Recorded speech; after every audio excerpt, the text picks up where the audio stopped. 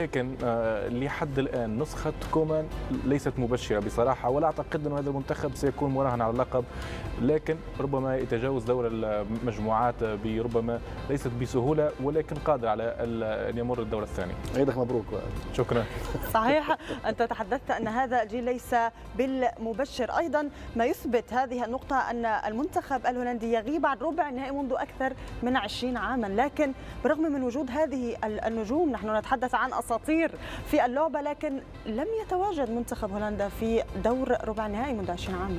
نعم، أعتقد أن قصة منتخب هولندا مع اليورو وكأس العالم مختلفة، يتألق في كأس العالم لا يتألق في اليورو، مثل كرواتيا. نعم، مثل كرواتيا تقريبا نسخة مطابقة للأصل. صحيح. المشكل أنه في منتخب هولندا هو دائما تغيير المدربين، ولا أعرف هل في هولندا فقط هناك فان خال وكومان، لماذا لا يتم تعيين مدرب آخر حتى وإن لم يكن هولندي؟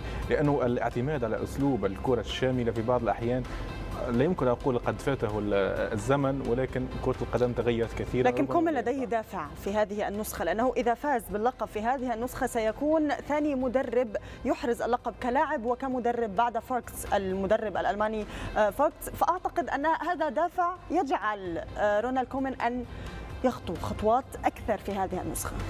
صحيح، أعتقد ذلك، ولكن المشكل دائما أقول ليس فقط في كومان. حاليا المنتخب الهولندي يعيش ربما أزمة جيل، لا يمكن مقارنة هذا الجيل بجيل فان بيرسي روبن وشنايدر، لا توجد مقارنة بصراحة، ولكن هذا المنتخب يمكن أن يتطور نسبيا مع البطولة، لكن أن يكون مرشح للفوز باللقب صراحة أستبعد ذلك. كل شيء وارد في عالم كرة القدم، والمنتخب الهولندي غير محظوظ، يعني أقول ليس فقط لا يوجد هناك المستوى، تواجد في نهائيات كأس العالم 3 مرات، إن كان أمام إسبانيا، أمام الأرجنتين، وأمام ألمانيا بالأعوام المختلفة. وائل فطوش، عيدك مبروك وكل سنين وأنت حي بخير، وشكرا لتواجدك معنا في هذا الجزء من الصباح الرياضي. شكرا، كل عام وأنت بخير. شكرا.